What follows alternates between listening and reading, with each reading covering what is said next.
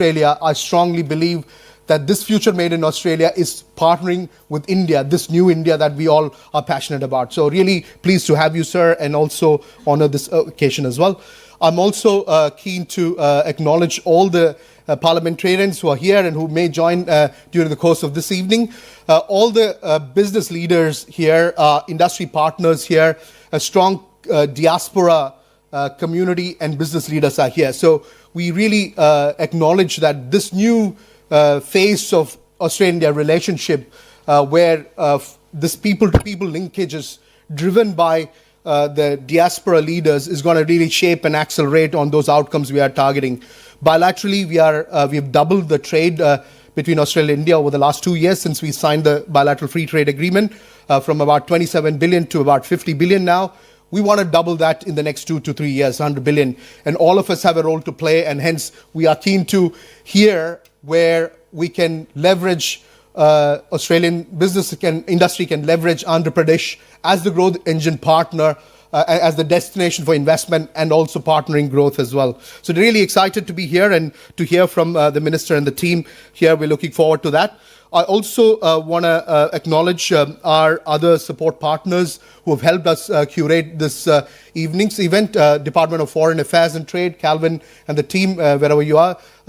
Definitely acknowledge the role of Department of Foreign Affairs and Trade, and we continue to partner with DFAT and CARE, the Centre for Australia-India Relations. I also want to acknowledge CII, our industry MOU partner based in India. We will hear from them about the partnership summit which is coming up in Vizag in the state of Andhra Pradesh, which we are all excited, and I'm looking forward to shaping a very sound delegation of business leaders to attend, which we will definitely hear from the speakers as well. I also want to acknowledge our national sponsors, Combank and NIB, who are represented in this room, and also our event host sponsor partner, New Edge Education Group as well. I just want to say one thing, what I'm really energized by this visit, and I understand that the minister is going to visit Queensland and also Melbourne in Victoria. What we are keen as AIBC, and AIBC being an organization, a preeminent industry body, working closely with both the governments to really shape over the last 40 years, set up by the former Prime Ministers Rajiv Gandhi and Bob Hawke. We've been really focused on shaping those business to trade outcome as well.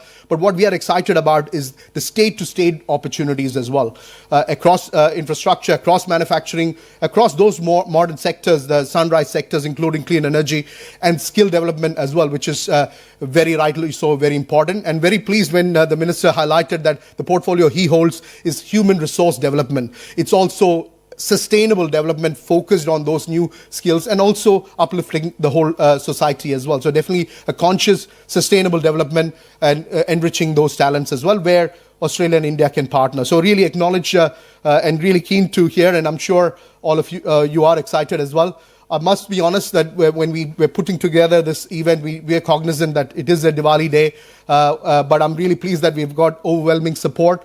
I wish you all well, and hopefully you can get back to your prayers and also be with the family later in the evening. So without much ado, and I will continue to facilitate this evening, I will now invite, and I thank all of you. What I would do is, if I can also acknowledge the support from Aruna Chandralaji, wherever you are, Aruna. Yeah, you are here. We might just do a token of welcome for the two guests we have. If I can invite the Honourable Minister.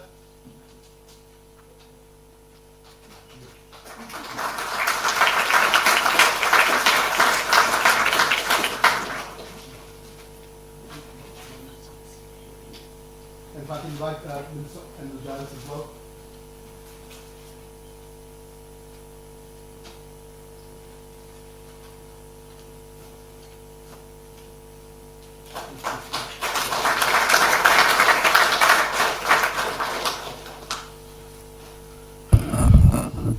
Thank you all. We'll kick off without much ado. If I can invite the Honourable Warren Kirby, MP, the co-chair of Parliamentary Friends of India, New South Wales, and member of Riverston, to offer his remarks and his welcome as well on behalf of the Parliament.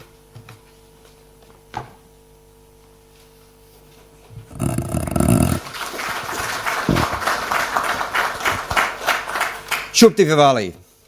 I think that's how we should start this evening's proceedings. I would also like to acknowledge that we are meeting here this evening on the land of the Gadigal people, and who are the original custodians of this region of Sydney, one of the very first places in all of Australia to be colonised.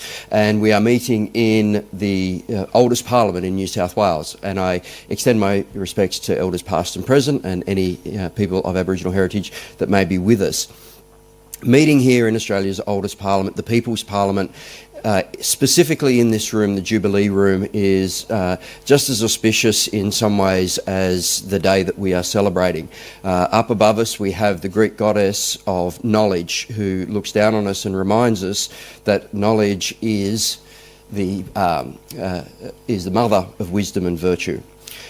This occasion that we're talking about, we're celebrating. Many people tonight, I'm sure, will pray to the goddess Lakshmi for prosperity, and we know that this all comes as a response of lifelong learning, of making sure that we get to know one another, and all of that comes through education. So to be in this room on this day for the meeting that we're having is something that can tell us about the things that are all coalescing to make sure that this relationship between India and Australia really kicks off. And there are many, many ways in which we complement one another in this relationship. I should acknowledge we have some MPs in the room. We have Justin Clancy hiding over the back there, who's just joined us. We have Charisma Kalyanda, who are my parliamentary colleagues here. Special thanks to Minister Giles for bringing Minister Lokesh to visit us in this wonderful occasion. Your very first visit. I hope that it is better than your US experiences. But when we think about what we need to do in these bilateral ties, how we need to come together, of course there are many avenues in which Australia and India complement one another. Of all of the relationships we have with different countries around the world, the bilateral relationship between India and Australia is in many ways the ones where we have the most commonality and the most touch points of connection. If we talk specifically about education, there are many ways in which our two countries can work together for mutual benefit. We have some of the most advanced educational systems in the world here between our university sector and our TAFE sector. We also have some of the most stringent requirements and regulations when it comes to everything from construction through to all of the rules and regulations required to build things, which means that our education system, both in a formal academic sense, is very, very strict in the pass and fail, and it also means that the industry learning is very, very high as well. So by allowing a system, for example, where we use New South Wales TAFE or we use our university sector to help train people on the ground in India to come to Australia to learn skills and trades, we can benefit the human resources that are available in India, and we can also go some way towards addressing some of the skill shortages that we see in Australia across multiple sectors, whether that is in the construction industry, as I mentioned earlier, whether that's in medicine or whether that's in IT or other sectors. All of these things start from a good foundation of collaboration between our two nations and with the education sector. I am fortunate enough to represent a diaspora that has the largest number of, or should say, an electorate that has the largest number of people from the Indian diaspora. It's the largest and fastest growing. We have the most amount of Hindi speakers. And I can tell you from experience that as that population has grown, this population has shifted over the last 10 years or so from a largely Anglo community, small, almost rural on the outskirts of northwest Sydney, to now having tens of thousands of people, and the vast majority of people who are coming in are from the Indian diaspora. Now, during that period of population growth, what we have seen is an unusual phenomenon where our unemployment rate has plummeted. We have now one of the lowest unemployment rates. In fact, my electorate enjoys almost half of what is surrounding me. We have seen a significant drop in the rates of crime and criminality, and we've also seen a significant increase in educational outcomes. And this has come about not despite the population that we've seen, but because of that.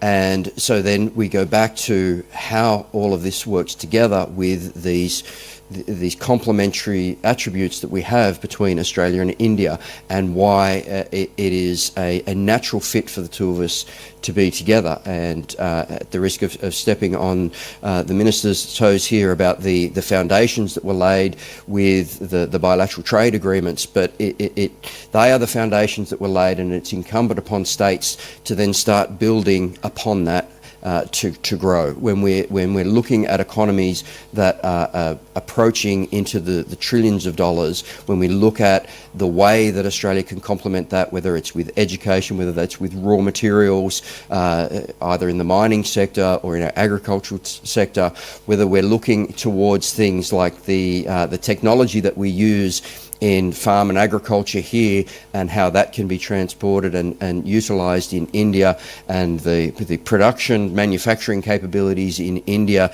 the way to take innovation into commercialisation in India, it means that there are enormous amounts of opportunity for both Australian businesses and Indian businesses to work together, not for the benefit of one individual company, and certainly not in a purely transactional sense, but in a mutually beneficial way where we can genuinely come together and work together to grow the economies of both countries and to uplift the opportunities that exist for our relative populations. So I'm very, very excited about this evening. I'm very, very excited to listen to the wisdom of the ministers that have come here to join us. And thank you so much to the industry partners. Thank you to AIBC, Irfan in particular, for all his tireless efforts in making these connections happen.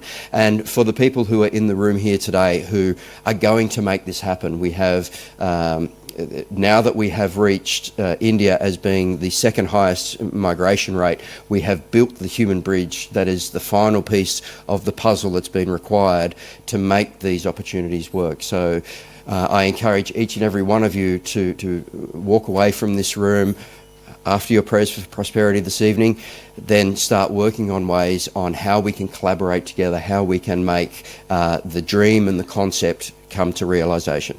Thank you.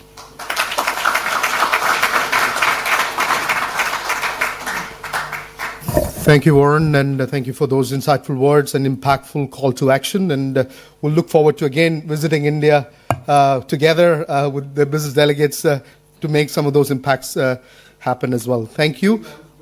Definitely. First landing into Vizag, yeah. Thank you. Now I invite the Honourable Minister Andrew Giles, the Minister of Skills and Training, Australian Federal Government, to share his thoughts and insights.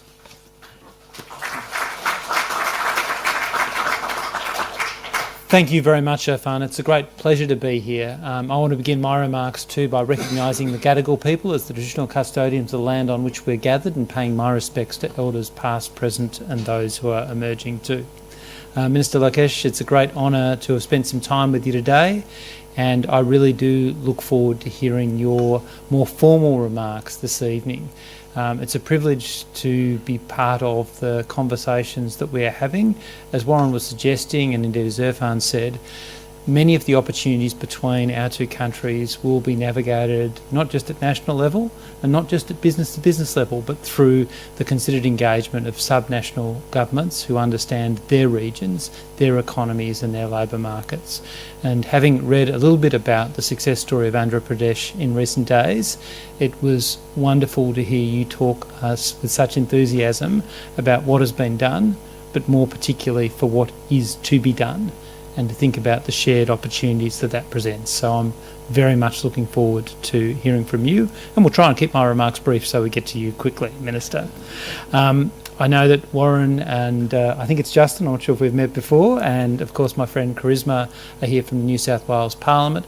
I can say this, that while I'm obviously not a New South Wales parliamentarian, becoming the chair or co-chair of the Parliamentary Friends of India is as fought over as a cabinet position in the federal parliament, and perhaps that's something that can be taken away. On that, I want to recognise my old friend my young friend, former Minister Alan Griffin, as well as all the other dignitaries here. It's an absolute pleasure to be here at the AOBC. It's my second AOBC education event in as many months. I'm not sure what's planned for November, and it is wonderful to be able to welcome you, Minister Lokesh, for this event. To think about the reputation that you've built for your government's transformative work, particularly in terms of technology, real-time government. There's a lot for us to think about here, and human resource advancement in Andhra Pradesh. And I think everyone in this room appreciates the opportunity we have to draw on your experience and to think about where it might take our bilateral arrangements. I want to also acknowledge the really critical role the AOBC has been playing for 40 years in building understanding and building connection. I don't think it's something that really can be overstated, and I think the energy that the AOBC has right around the country right now is infectious. I think there would be a delegation from an Indian state here at least every second week at the moment, and conversations around that are happening non-stop around the country.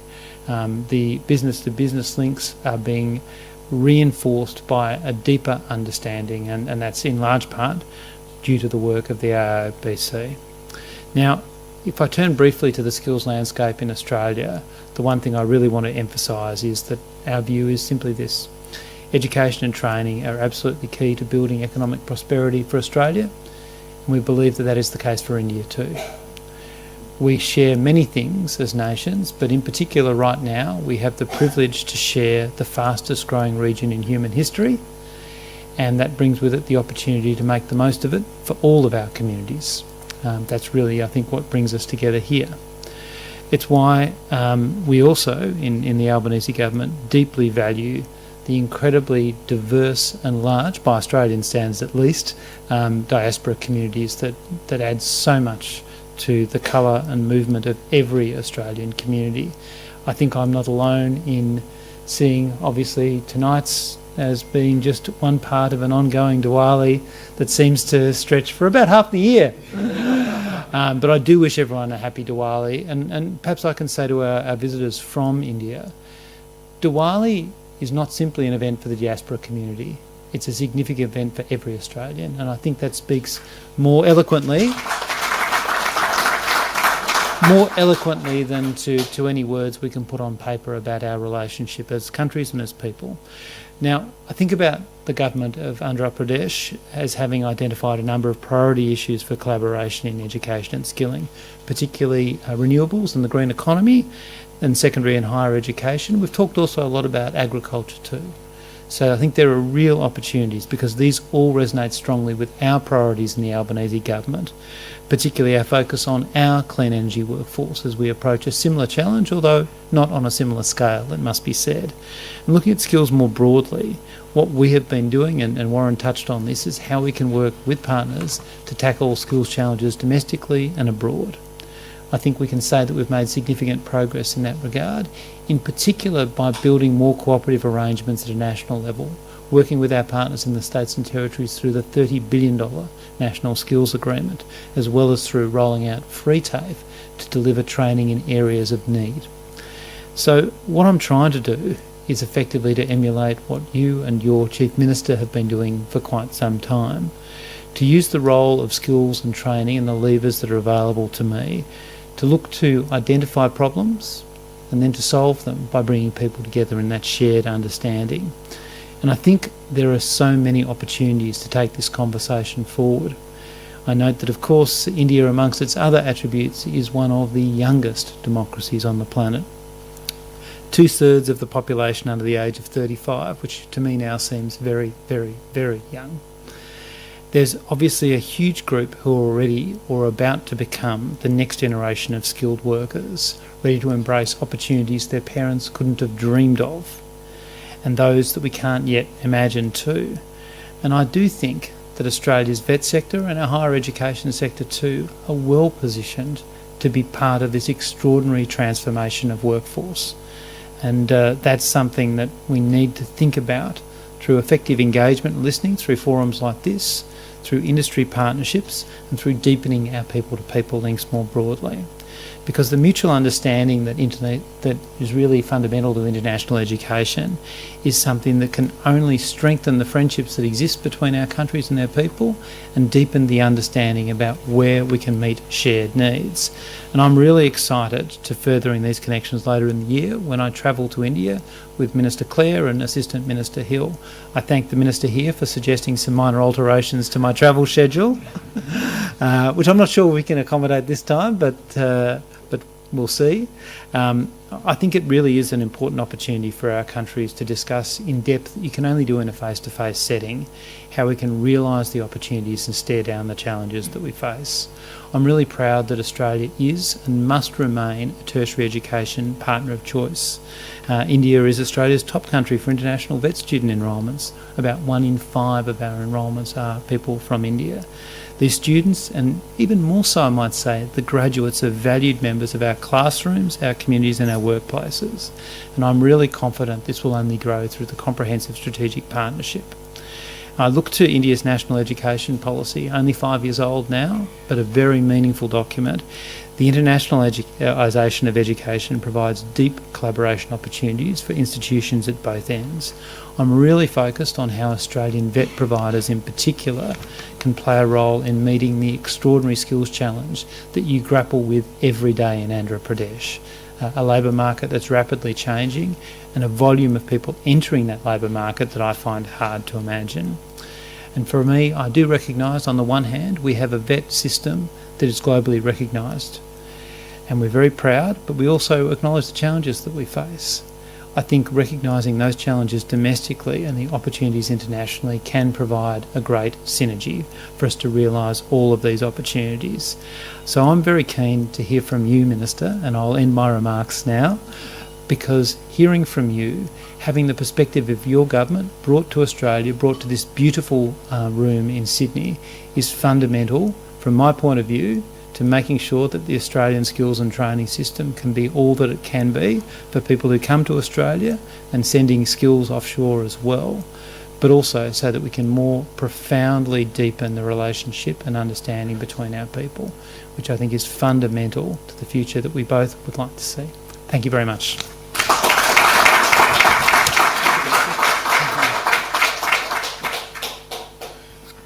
Thank you, Minister Giles, for your insightful words. And I think that strong reinforcement of partnership, recognizing the strengths and the opportunities to forge this relationship on, led by the skills opportunity is a key here. And I think it's a long-term opportunity that we want to share and, leverage. Thank you again, Minister, for your words. Before we hear from the Honourable Minister, Minister Nara Lokesh, we do have a short presentation on the CII Partnership Summit 2025, which is again really showcasing the opportunities in Andhra Pradesh. So to present and showcase the CII Partnership Summit, I've got Mr. Praveen Singh, the Associate Vice President of Andhra Pradesh Economic Development Board, to share some of those insights and the presentation as well. Over to you, Praveen.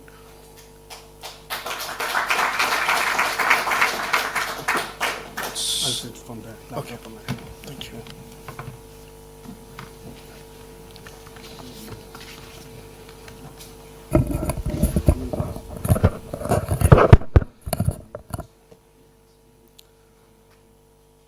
Good evening, everyone. I would like to acknowledge the Gadigal of the Eora Nation, the traditional custodians of this land, and pay my respects to elders, past, present, and emerging.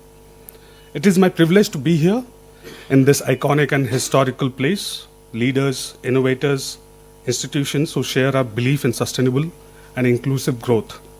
Today, I bring to you the story of Andhra Pradesh, a coastal, connected, and competitive state that is emerging as India's new economic powerhouse.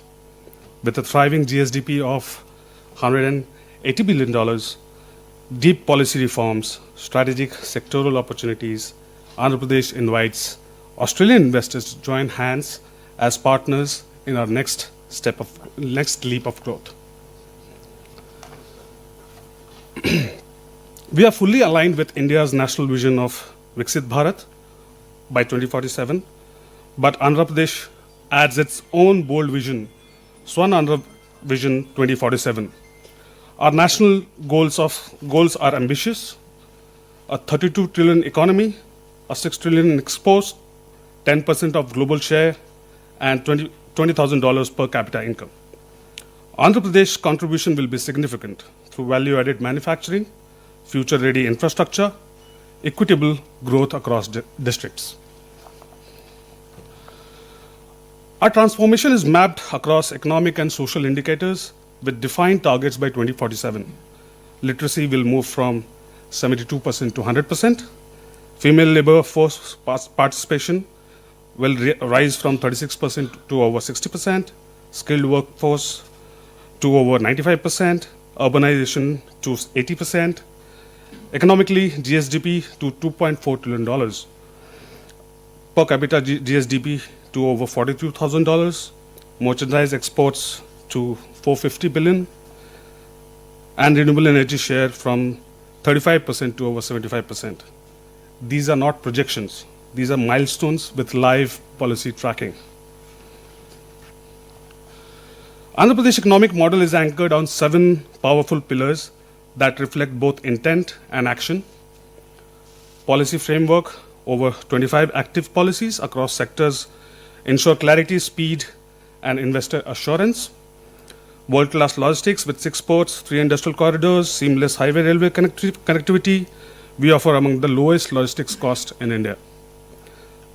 Amravati, a greenfield capital, designed as India's most modern capital city, built with smart and sustainable infrastructure. Future-ready workforce with a skilled database covering 3.5 crore citizens and 200 plus hubs aligned to sectors like AI, clean tech, and manufacturing. Quantum and deep tech, home to India's upcoming Quantum Valley.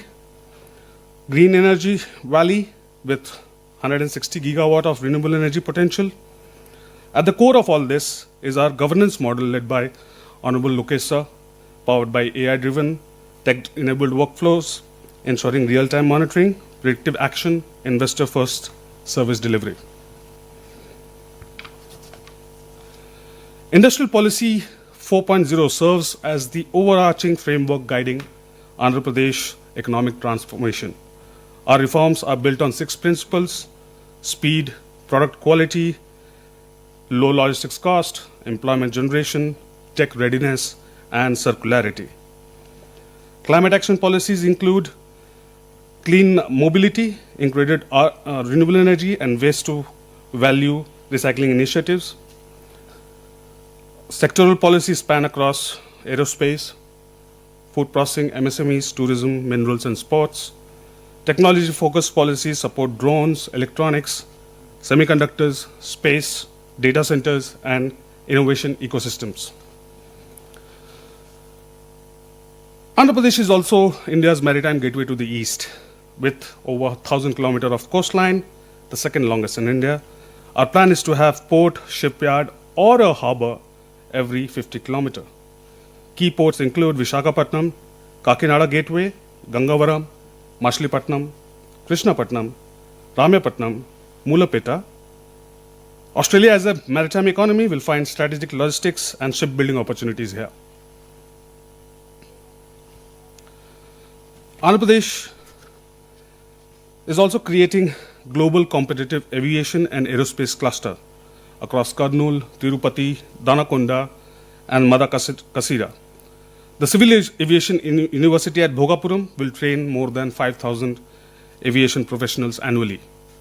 From drone manufacturing to sustainable aviation fuel, AP is ready to partner with Australian OEMs, training academies, and MRO majors.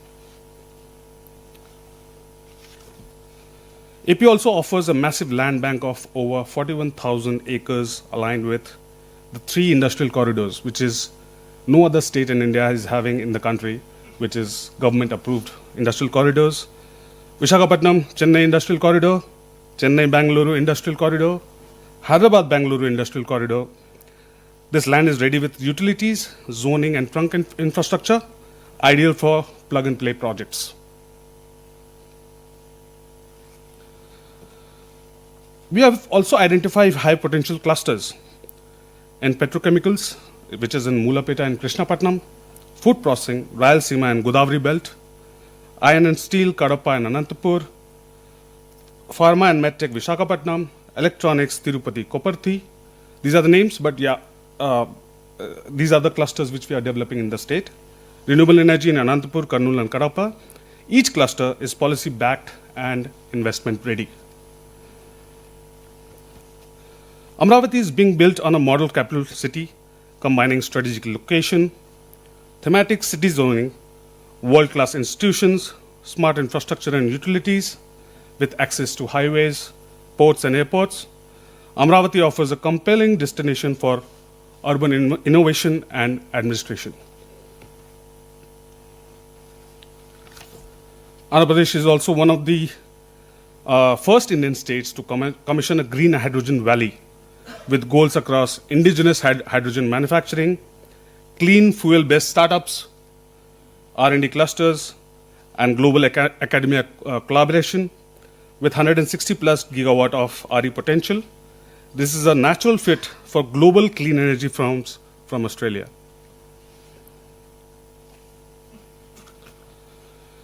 AP's tourism sector is unlocking huge potential.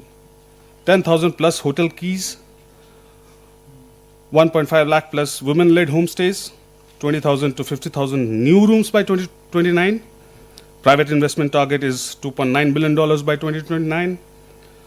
Tourism GVA doubling from 4.6% to 8%, connected by a single tourism super app. From wildlife and temples to Buddhist trails and beaches, we are unmatched in natural and spiritual tourism. Now Vishakhapatnam, it's now a leading tier 2 tech hub with 48 universities, institutions, more than 25,000 affiliated colleges, over 38 million people in tech talent catchment.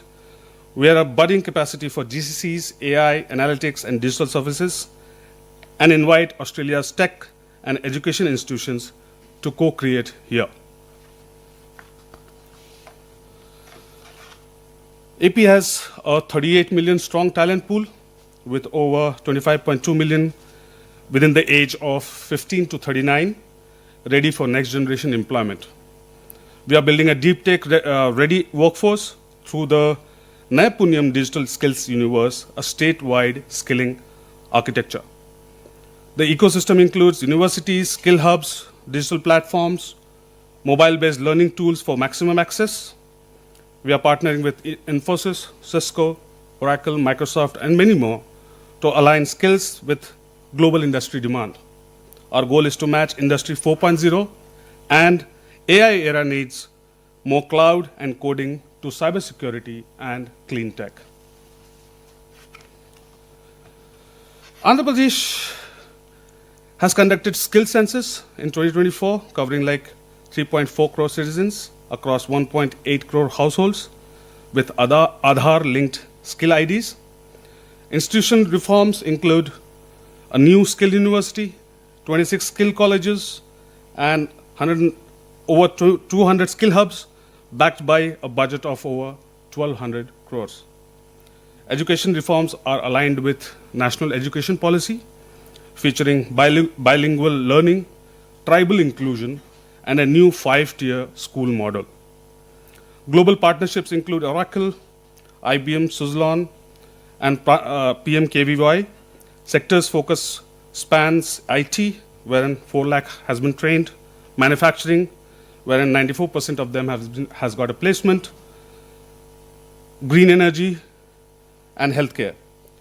Cumulative employment impact includes 28,000 placements, 15,000 skilled spoke jobs, and 9,400 crores in inclusive education support.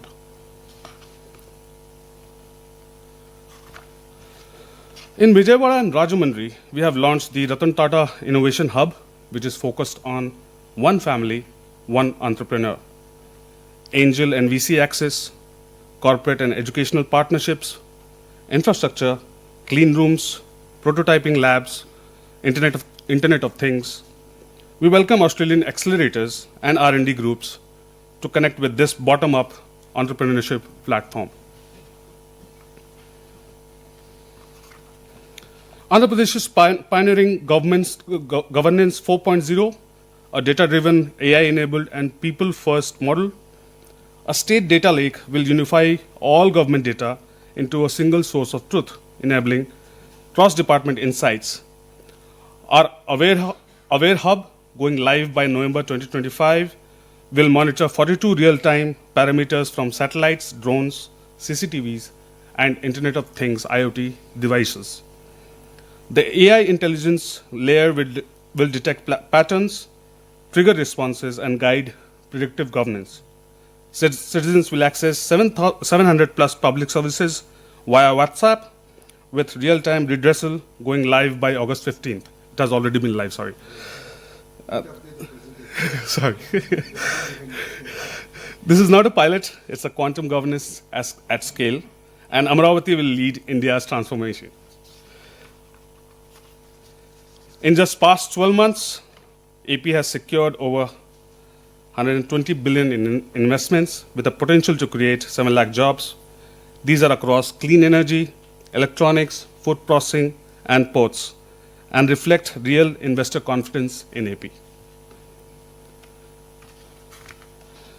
I would like to invite all of you to the Partnership Summit 2025 to be held on 14 to 15 November. The venue is Visakhapatnam. This will be a landmark event showcasing project-ready pipelines, MOU signings, and global cooperation across industry and innovation. Let me conclude with a heartfelt invitation. Join us in building sustainable, inclusive, globally competitive, and innovation-led economy. Let us shape the next decade together as partners, collaborators, and chain makers. Thank you.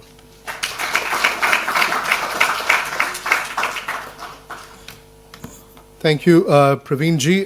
Thank you for sharing those insights. And one of the cues I will take is that is very visionary, is one family, one entrepreneur. Myself as well come through, entrepreneurship runs in my blood, I would say.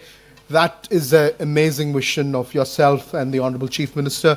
So we are definitely keen to partner on that. And really, I want to bring those accelerators and investment funds as well and scale-ups to leverage Andhra Pradesh as the soft landing for destination for India or India market access. Thank you again, and really looking forward to joining you all at the CII Partnership Summit.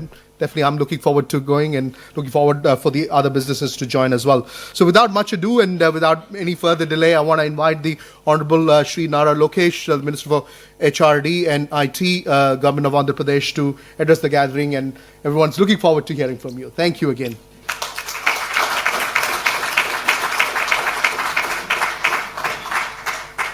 That's okay.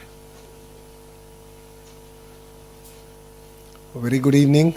Thank you very much for having me here.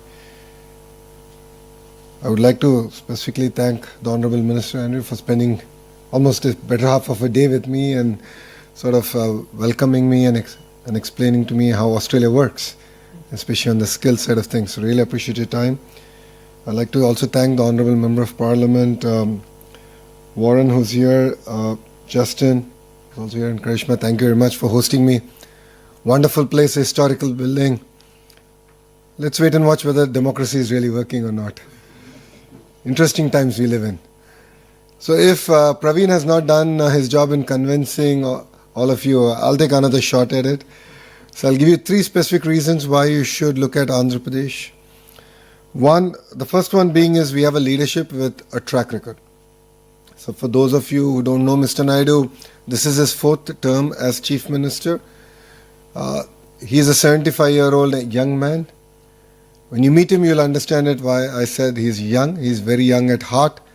He comes with abundance of energy. But what makes it different this time around is he's backed with a young team. So 50% of the legislatures are first-time MLAs. 17 out of the 25 ministers are first-time ministers. So he's backed with a very young team with a lot of fire in the belly to get things done. And that's what makes it different. And Mr. Naidu is the reason why Hyderabad is what it is today. And people who were kind enough to give him an opportunity to build a legacy all over again. And he's now doing it with the new Andhra Pradesh, divided Andhra Pradesh. The second reason is speed of doing business. And I can give you two specific examples of it. One, I'm sure all of you have followed the Google's announcement. It's the single largest FDI investment in Indian history, and it's landed in Visakhapatnam. It's a greenfield data center that's getting built out there, and it's not only the data center, it's the whole the landing station, the sea landing cable station that's coming out there. And we are really excited about building the entire ecosystem. I've had an opportunity to meet a few of the data center developers here in Australia, and I've had the opportunity to invite them to Visakhapatnam. But we're really excited to build a larger ecosystem. And we got all this done in 13 months, which is 1 month more than what we agreed with Google on. And once we agree to work together, it's no longer your business, it's our business. And first thing you'll see getting created is a WhatsApp group. We love WhatsApp. So WhatsApp group gets created on a daily basis. We actually review these projects. So I'm on good 25 groups now. On a daily basis, projects are reviewed. There's an update that goes out from my office and the respective ministers, because these are all cross-functional. So one example is Reliance is investing big into CBG, compressed biogas project, where they're making compressed biogas from Napier grass. And I have the energy minister on the group. I have the minister for revenue, which is land, on the group, because they're going to take land on lease from government and actually want to grow grass. And on a daily basis, the project is updated. And if they don't update, then I get involved and say, what's the status update? Where are we? What's the target? Where do we stand? Another example of speed of doing business is the work that we've done with ArcelorMittal. ArcelorMittal is building India's largest steel plant south of Visakhapatnam. And again, we got this done in 15 months. So from the day we agreed to agreeing on the incentives, getting the land done, environmental hearing, getting all the clearances. So this is not MOU. This is grounding. We are not here to sign papers. We are not here to do MOUs. We actually want to deliver on the field. So the 120 billion that was actually explained and the marquee brands that are coming to invest are all being grounded in our state. And the 120 billion have been agreed upon only in the last 16 months. So that's the pace at which we are moving in Andhra Pradesh. And if there's one thing that I can compete with the other states on, it's going to be speed of doing business. So in the past, you've heard of ease of doing business. So now we mean speed of doing business. There were days when we've cleared proposals in 3 days. So there are 3 layers where they get approved. One is SIPC and SIPB, and then the cabinet. It happened in 3 days. So that's the pace at which we're willing to work, and we're really excited of getting your business down in Andhra Pradesh. The third reason why you should consider Andhra Pradesh is we are a startup state. We are hungry, we're eager to get things done, and we can get things done as of yesterday. And as a political establishment, we are a regional party, but then we have national interests at heart. So we believe that we can positively influence policy at the federal level, which I believe which is good for the nation. And in the whole process, Andhra Pradesh has the first mover advantage. And this is not the first time we're doing it. We've done it in the past with privatization of airports, deregulation of the telecom sector. Mr. Naidu led the initiative around digital currency. And now we've done that in data centers. So we positively influence policy. And that's something that we can do. And that's what makes us very unique and different from other states. I'm sure quite a few states are eyeing for your investments. And I think it's very good. I always believe that if states compete, India wins. And that is the new India that we're talking about. And it's exciting times under the leadership of the Honorable Prime Minister Shri Narendra Modi ji. Delivering the $30 trillion target will be done. No second thoughts about it. And in the process, Andhra Pradesh will be a $2.4 trillion economy. And as a state, we are leading a lot of the initiatives of Government of India from the front. So I'll give you an example. Labour reforms. We are specifically asked by Government of India whether we can spearhead. Out of the 9 reforms, we got 8 of them done in 15 days. 1-5, not 5-0. So we got it done. And the other one in the next cabinet, we're going to actually clear it. So we are leading from the front. in terms of reforms. And Mr. Naidu believes that we should support reforms because that's the only way we can remove the shackles of bureaucracy on the state growth and governance. So that's what makes us very unique. I think these are two clear examples I've shared. And I love Vishakhapatnam. For people who are familiar on the Indian territory, if Bangalore were to marry Goa and have a child, that will be Vishakhapatnam. It's best of both worlds. It's exciting space. The greater Vishakhapatnam economic corridor is slated to be $1 trillion economy. So we are already planning for it. After the announcement of Google, there's so much of excitement, energy that has come in. And we've already started working on the greater economic region, planning all the hard and soft infrastructure that needs to come in, because we don't want to have the same trouble that our neighbors are having today. So it requires a certain amount of visionary leadership that, of course, we already have. And it's Mr. Naidu who's leading it from the front. So I invite all of you to please come down, spend 2 days with us. I think you'll be able to understand the raw energy we have. We have amazing speakers lined up. It's an amazing conference. While the greater part is going to be about Andhra Pradesh, it's still about India. And quite a few states are also coming, and they're going to also pitch their states. And what a better platform than Vishakhapatnam, where other states can also pitch. And it'll showcase, again, new India, where states compete and the nation wins. So thank you very much for your time. I thought I'll make this more a dialogue than a monologue. So I'm here to take any questions that you have. Okay? Thank you very much. Yeah, we'll give you the microphone. Oh, that's okay, I can hear. Oh. Share the microphone.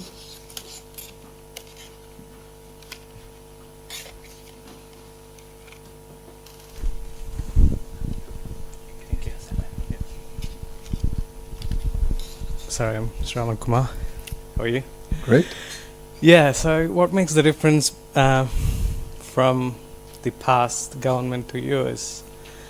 Because the pain I had personally with the investment, so-called, with the previous government, and then I lost my father, being fighting with legally, politically, everything. What makes the difference with your government then? Well, people have spoken. We won 94% of the seats we contested. Yeah. It's a clear mandate given to us to create jobs. And we actually we made a promise that we're going to create 2 million jobs in 5 years. Yeah. It's a very bold promise, and that's why I'm here. That's what brings me to Australia. And I think day after tomorrow, the Honorable CM is going to UAE. We've done roadshows in Singapore. I was in London. We've done some very exciting work there. But see, one thing if you notice is that, yes, there was a little bit of pain in the last 5 years, but the policies that we created, or companies that landed in Andhra Pradesh between 14 and 19, Kia and few others, though they had challenges, but none of the incentives or the policies that we came could be overturned. Because whatever we do, the policies that we come out, have a strong institutional framework that stand the test of time and politics. So this is Mr. Naidu's 4th term. It's not his first term. He's a very seasoned politician. He understands the importance of system policies and ability to implement them. So if you've seen it in the past 10 years, 9.5 years of his, between 1995 to 2004, and then 14 to 19, and now, it comes with strong backing and policies. So that's what really helps. And the mandate is clear, 94%. I mean, it's with a lot of humility we take that, and we are here to deliver on our promises, which is to create jobs. And in the process, we'll end up creating a vibrant economy called Andhra Pradesh. Thank you.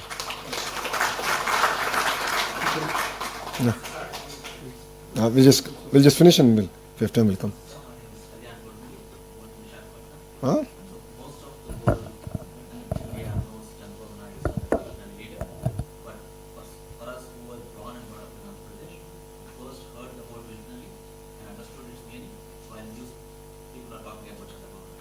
Very kind of you. Visionary activities 25 years ago. We getting all the government employees to do green programs. generally, as well as I mean, he was being criticized a lot at that time for getting a gold club. He still is being criticized. Okay, that's, I mean, it's visionary's job to lead from the front, while critics will criticize, yes. And that's what made Hyderabad what it is. Yep. I'm very excited, sir, that because he's back with India's next generation. My question to you personally, sir, is how do you keep up with managing your bosses and your father's expectations? Do you think you can outperform this expectations? It's a good question. Oh my God. I think I'll lose my job by the time I go back to Andhra Pradesh if I answer that question. So Mr. Naidu is an impatient politician. We jokingly say that if he can carry 10 kgs, he'll give you 12. If you can carry 12, he'll give you 15. So he ups the bar, but that's what makes it really exciting. And that's why you see a lot of youngsters working for him. And he mirrors the energy and the commitment that the Honorable Prime Minister has for the nation. And there's this new term called double engine Sarkar, which is double engine train government in India. It's called double engine government. That means it's the same government in the state and in the center. I say we have a double engine bullet train Sarkar, which is 2 engines bullet train government. Because you have Mr. Naidu and you have the Honorable Prime Minister. They bring raw energy and passion. Both of them are 75 years old, but you don't see that age on them. But we're leading from the front. And that's what makes it very unique and exciting. I think it's very difficult to live up to the expectations of Mr. Naidu because it's a moving goalpost. The closer you get, it keeps going. But it's a very rewarding experience. I've been working with him now for almost 12 years. I've joined his team in 2013, 12, 13 years now. It's been an exciting journey. It's been extremely rewarding because all the hard work is now paying off. An example of it is Google.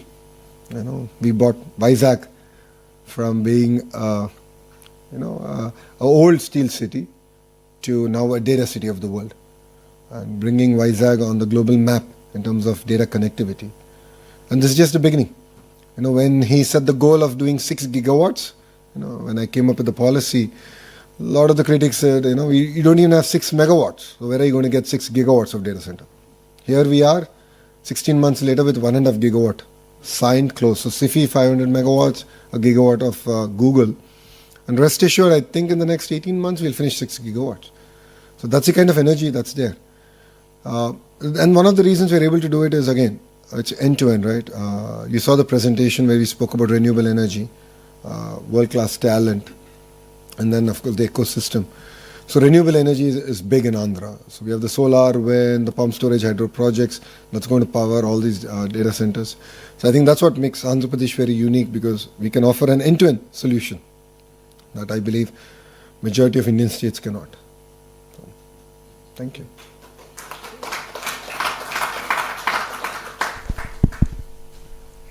Not sure if we need the mic. Thank you. That was a lovely presentation to all of you. And thank you for addressing everybody. My name is Hemant Babbar. I'm with the IBC. Sir, firstly, congratulations on the $15 billion you've scored from Google. I hope that's just a start. You've been here for, some time now. Yeah, 2 days. 2 days is pretty good. Actually, 24 hours. 24 hours, okay. Look at the time from I landed to where I am now. So have you rested at all?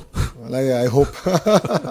Where do you see, in your opinion, Australian businesses entering into Andhra Pradesh with what you've seen so far? And where do you see those opportunities aligning between the two countries? I think that's a very good question. If you look at sectors like skill development is one sector that I saw there's great opportunity. Education, again, a lot of work that we can do together. Mining is a sector, of course, it's a natural sector for both Andhra Pradesh and Australia to work together.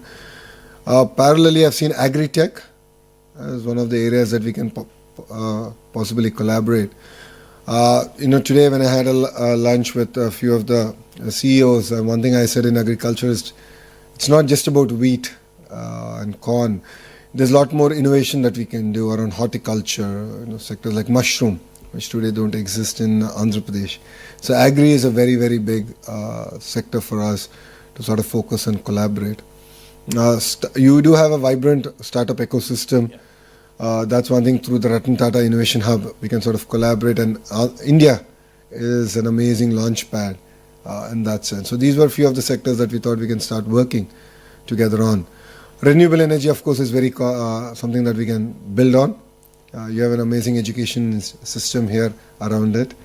So sharing with the Honourable Minister here that green molecules, so taking renewable energy to green molecules is going to be very, very important for us as a state. So that's another area that we can collaborate. But I think the Economic Development Board shared opportunities around automotive, space, defense, drone, compressed biogas, aqua, quantum computing, pharma, medical devices manufacturing, steel. Now Russia is also investing big with their acquisition by Rusal of an alumina refinery in Andhra Pradesh, which is going to bring upstream and downstream industries also coming in. So I think Andhra Pradesh in that way is opening up across sectors, and that's what will make us very unique compared to other states in India. Thank you, sir. Lovely. Thank you. It's a very long answer for a short question. Welcome to Thank you. welcome to Australia, sir. My name is Vish Vishwanathan. I am from Australia India Business Council, working with Mr. Irfan. As we have industry chapters. I'm very proud to lead this chapter called Make with India, encouraging Australian companies to make with India. It is basically implementing Prime Minister's vision of Make in India. So we want to implement that in Australia. So definitely it's a very welcome, that your visionary program for Andhra Pradesh. I mean, what we would like to suggest is, apart from the sectors one of the promising sectors which is definitely there is the health and pharmaceuticals. And then also defense and security is another area which a lot of potential is there. And the third one is the sports. As you know that Australia is also, going to have the Olympics, and there are many other games going to be happening in Brisbane. So that's another sector which you may like to consider. So together, as to assist you from Make in India point of view, we are there to assist you. No, thank you for bringing up sports. I believe that's very important. It builds a lot of character and resilience. I'm getting an opportunity to meet quite a few of the universities and understanding the sports program. A few of them who are very specialized on sports, and I'm looking at actually bringing them to Andhra Pradesh and trying to build the entire ecosystem. Because as you know, India is predominantly about cricket, and we want to go beyond it. And that's one area we are looking forward to collaborating. Defense, the Economic Development Board presentation had defense as one of the focus areas. You'll be seeing announcements coming soon in that sector also. So we are very focused on that. And I believe on the power of clusterization, where vertical and horizontal integration is going to happen, where I believe that the ecosystem has to should be built within a certain amount of radius. And it should be end-to-end. It shouldn't be sporadic. It shouldn't be about just one company. So whenever I meet a Fortune 500 company, the question they ask is, what can I do for you? I'm like, give me a Rolodex of all your suppliers, because I want to go chase them. Then you'll have no other opportunity but come to Andhra Pradesh. So this is something I've asked quite a few of the companies, and they were gracious enough to give it to me. And now we're building that. We're doing that across defense, we're doing it across aerospace, we're doing it across space, because there's a lot of private launch pads coming. So that's the vertical bit. And the horizontal bit, which I shared with the Honourable Minister today, is education, skills, testing. All this has to be common infra that we provide. So that's where I believe in the power of clusterization, and each district, which is the administrative unit in India, should be focused on one specific thrust area and build competencies around that. So that's what we're doing in Andhra Pradesh. And I believe that's what will make us unique compared to other states in India. Wish you good luck. Thank Thank you so you. much. We'll take 2 questions more. Yeah. No? Ladies first. Okay. No, ladies first. Ladies first. Thank you, sir. It's very nice to hear a lot of insights. Myself, Dr. Tanima Banerjee, I'm a young scientist. I'm very much interested towards the women in STEM. I just wanted to know what are the opportunities in Andhra Pradesh in women in STEM, and if there is any scheme, and what are the new opportunities for the entrepreneurs, those who wants to connect with Andhra Pradesh government, and a lot of student exchange program, and many other schemes if it is. So would like to hear from you, sir. Oh, thank you. Thank you for bringing this up. For me, gender parity is very, very important. So we are actually are starting it from kindergarten. I've already done a bit of work in school education, where first grade, second grade textbooks, when you have household chores in that and their pictures, they only have women doing it. So we've changed it. We made it 50-50. Sorry, men, you have to pitch in. You have to clean up. So I believe in it. We're very passionate about it. And fundamental change happens through primary education.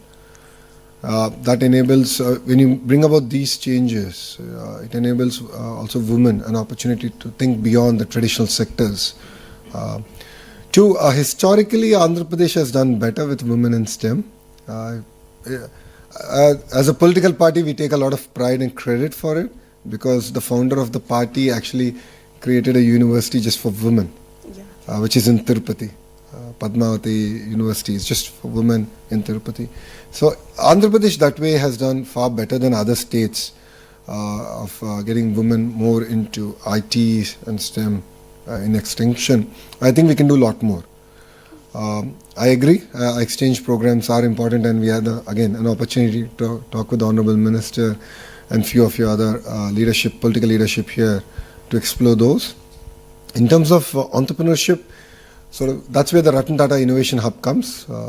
Today it was about a larger presentation, but Ratan Tata Innovation Hub is, the main hub is in Amravati, the main center, and then you have the nodes that are out in the major economic zones. They're all being mentored by industry. So the RTIH main hub is done by the Tatas themselves, one by Adani, one by JSW, one by Mega Engineering, one by Greenco, which is the largest renewable energy company in India. So that we got all of them to mentor, because it's not just about money.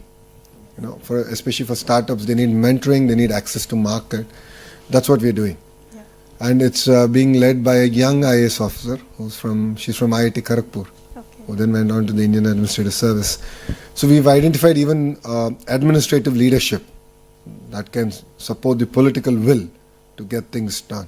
So we have aligned that. So with the Ratan Tata Innovation Hub, it's just the beginning, because I think we're a month old in RTIH, but we have a clear trajectory in terms of what we want to deliver. So again, I believe that will make us different. So I also believe that if student exchange program can be happen, so Australian students could learn something new from the Indian students, and also Indian students can learn from the Australians. So this exchange will again will strong our bilateral relationship.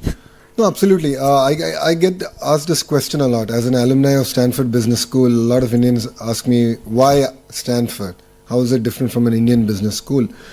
And one of the thing I say is that, when you go to a different culture and when you're surrounded by people from different parts of the world, you tend to appreciate things far better.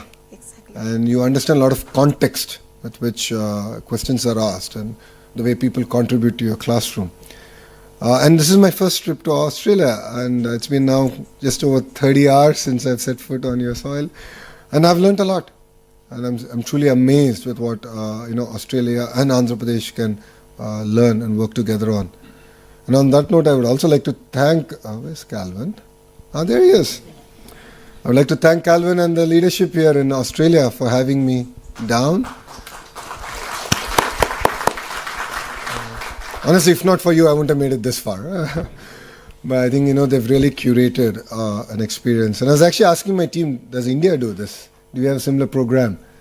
And we should actually do it. Even at state level, we should do it, where we are able to bring in thought leaders from across the world to come and visit. I think there's a lot to offer, a lot for us to learn and a lot that we can offer to the world. So thank you, sir. Thank you. Thank you, sir. My name is Ram Gorlamandula. I'm an illustrious alumni of Sri Satsai Institute of Higher Learning, Puttaparthi. Oh, nice. And a resident of Kadapa, but been here for the last 2 decades. Oh, wow. So I run a multifamily office practice, specifically focusing on helping Australian family offices to invest in high-growth Indian startups. Oh, nice. We have invested not in unicorns, but unicorns were created 10 years ago. So we invested in minicorns, which are now unicorns. Wow. So we hold a few of them in our portfolio today. Based on my decade-long work across these markets, there are 3 or 4 major observations that I've made. One, for example, I do a lot of work with AMTZ in Vizag. Yeah. I've visited AMTZ many times and happens to be a co-alum who is currently chairing the zone there, Mr. Sharma. Yeah. So Jitendra Sharma. So I visit there quite often. Exceptional individual. Excellent. So one of the major things that I've realized is when we try to create a market access program for medical devices from AMTZ, biggest issue was regulatory approvals in Australia. If there is any way, as a representative of the government, that you could actually create a representative office for TGA, Therapeutic Goods Administration, in AMTZ's office. Okay. So that medical device organizations and products that are manufactured in Vizag could actually comply with Australian regulatory approvals to fast track that. Something that regulatory agencies here have done very well with China in the last 3 decades. So same applies to building material industry. So there are organizations like Standards Australia, Master Builders Association. Many of them have operating representative offices in various parts of China. And because of that, if you go into any building material hypermarkets, the likes of Rees, Bunnings, so any of these supermarkets where you find building materials, you have a significant influx of Chinese products. And primary reason, because Australian regulators were called into those manufacturing clusters, so that manufacturers who are manufacturing there had significant insight of what is required to get a watermark certification for a Chinese tap to be sold in Australia or a Chinese lamp to be sold here. That is something which is currently missing with India. And more fundamentally, looking at Andhra Pradesh as such, something that we've done very well at that capital is not to invest in India but invest in Bharat. Yeah. So Andhra is a real definition of Bharat. So and something that I share very commonly with many of my tech entrepreneurs here, Australian tech ecosystem is already significantly late in embracing Indian tech employment scene. So don't go and compete for talent in Hyderabad, Bangalore, Chennai, Mumbai, where it is significantly overcrowded. Go for new age cities like Vizag. Go for new age cities like Coimbatore.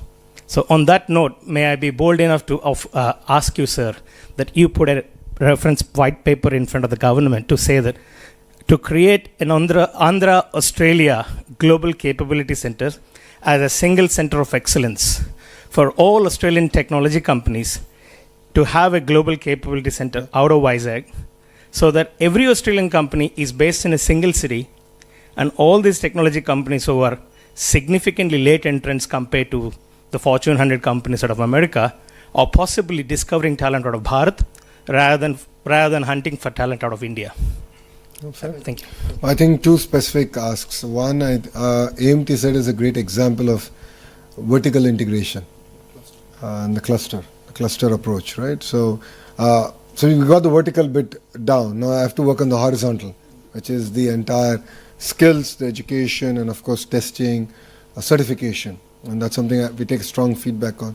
The same initiative we need to do in the aqua sector and various other sectors. So I'll work with my counterparts in the Australian government, and we'll put out a paper out there, and we'll figure out this journey together. And that's something that we're going to do. Competing with other states, I think I'm doing a half decent job.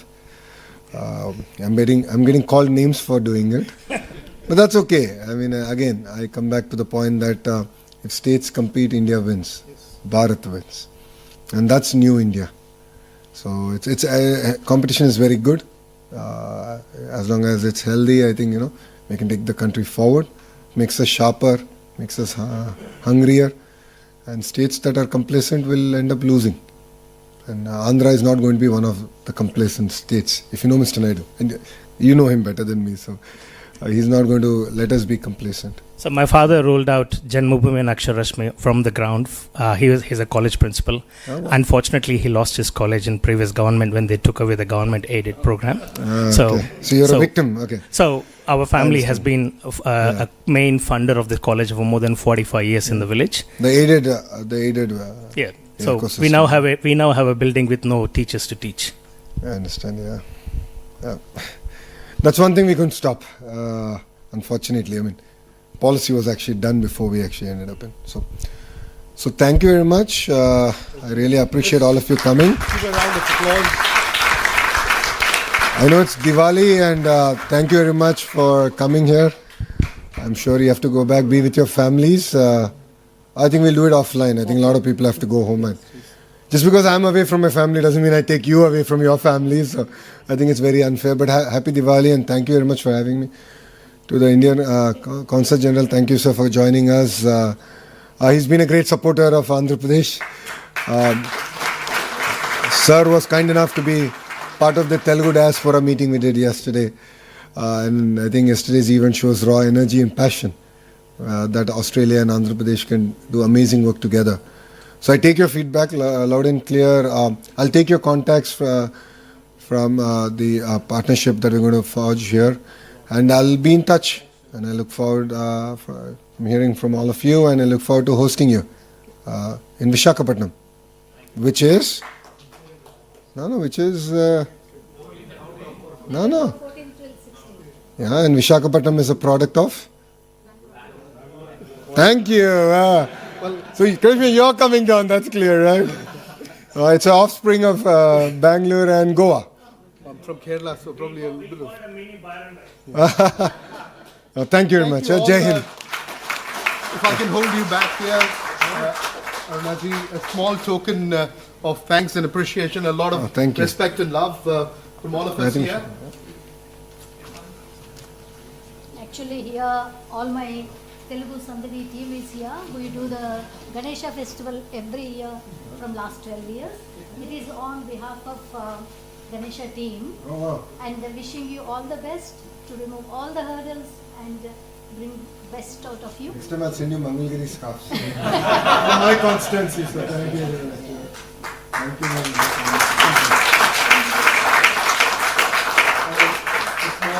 Small token as well. Boomerang?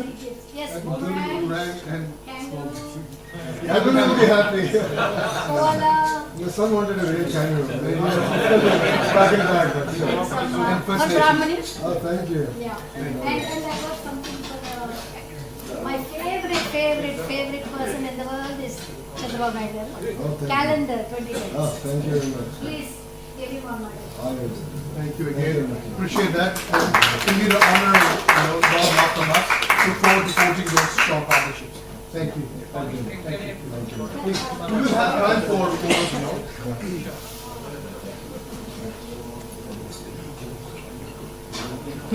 Please do be seated. Please do be seated. We'll be wrapping the session shortly.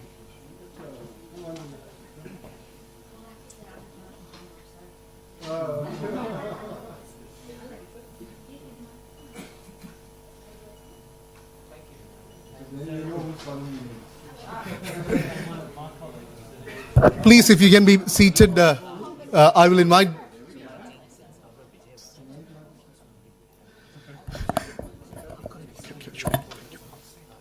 Please do be seated. We'll just wrap up the session and there'll be opportunities for interaction and also photo as well. So I invite Dr. S. Janaki Raman, our Consul General, to felicitate and also share his special remarks. Please be seated. I promise I won't take much of your time. Thank you very much. First of all, thank you very much, Honorable Minister, for coming to the city and to Parliament, having a fruitful discussions, with you.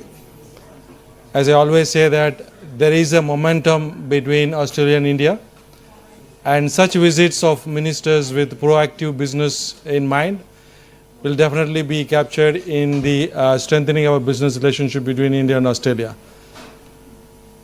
The created momentum can be seen from what you do in India, whether you are going to go for some investments and export-import. Andhra Pradesh has a huge potential for export into Australia, as well as, very much in want of investments coming from the Telugu-speaking diaspora, Australians and various other communities, into Andhra Pradesh. We have received a number of delegations in the past from Andhra Pradesh for, attracting our roadshows for business. I am sure, such visits will important. I'm going to tell you such visits, what does such visits make? Such visits will develop trust between two countries. Such visits will create a credibility between the two countries for investments and business. And with the credibility and trust, and then I think we can build our strength on the business and various people to people or any other relationship that have been spoken in the last 2 days. So as I said, I won't take much of your time. I just leave you here with a good night and happy Diwali. Last simple slogan I always say, design in Australia, make in India. And Andhra Pradesh is there to welcome you for any of your innovations for a large scale manufacturing. And that is what we have been hearing the last 2 days. And that is my mission in Sydney. My office is a point of contact for any business with any states in India, and especially with this with minister's visit, we will have more focus on Andhra and various other states. Thank you. Thank you, Dr. Janaki Ramanji, for your kind words and being the pillar of strength as well. And definitely it resonates with us, design in Australia and manufacture in India, something which we would love to forge as well. And as we also believe in the future made in Australia is to partner with India and this new India where Andhra Pradesh is a strong bullet engine, double engine force to reckon with and collaborate as well. Without much delay, I would just quickly acknowledge all our partners here for this event, the Parliamentary Friends of India for New South Wales, Warren and the team here, the Consulate General of India, Sydney, and also the support from Department of Foreign Affairs and Trade. Calvin, you and your team, thank you for helping us coordinate. The CII team, our MOU partners, New Edge, the event host sponsor, Ravi and team, and our national sponsors, Commonwealth Bank and NIB. I wish you all a great, happy Diwali. Enjoy a great evening and rest of the days as well. We look forward to collaborating and hosting a delegation at the CIR Partnership Summit. If you haven't reached out, please reach out to AIBC. We'll be keen to facilitate and facilitate this delegation. We're already seeing a lot of interest. So if you want to be part of it, some amazing showcase and opportunity to leverage. And I've always felt this is not only an opportunity to leverage what is happening in India, but global opportunities partnering with India. So that's something which would love to curate as well and working along with you all. And please do reach out to AIBC and join us as well as we shape this future of Australia-India business-to-business relationship, forging those closer people-to-people linkages as well. Enjoy the evening and look forward to interaction and some more photographs as well as we are here for another 10-15 minutes. Thank you again. Look forward to interacting. Have a lovely evening.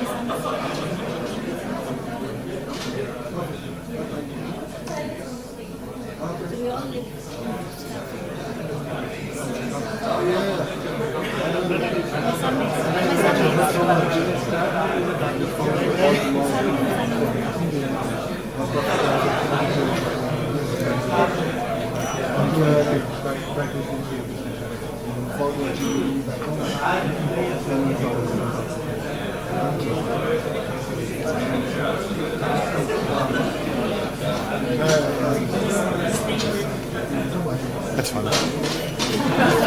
Thank you for that. So I've got his number, so I will text him Julian.